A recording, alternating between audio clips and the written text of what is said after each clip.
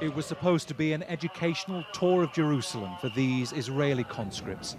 Instead, it turned into a brutal lesson in the random violence that so often overshadows this country. As the soldiers waited by their bus, a Palestinian ploughed into them with a truck. As other soldiers scattered in confusion, the driver reversed his vehicle back over the victims. The dead and injured were crushed by the weight of the vehicle.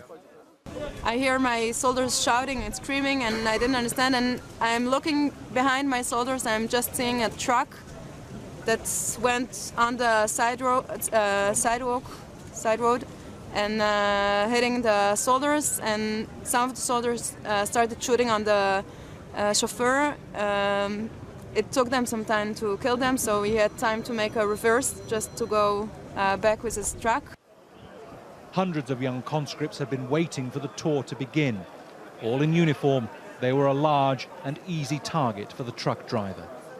Israel's Prime Minister Benjamin Netanyahu and Defense Minister Avigdor Lieberman arrived at the scene a couple of hours later amidst tight security.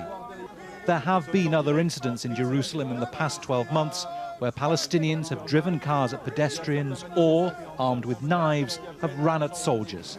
But this time, Netanyahu connected the attacker to ISIL.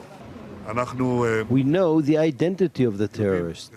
All the signs are indicating he is a supporter of the Islamic State. We know there's a chain of attacks, and definitely there could be a link between them, from Paris to Berlin and now Jerusalem.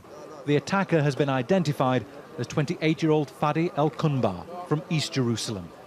Members of his family have been arrested and taken away for questioning by police.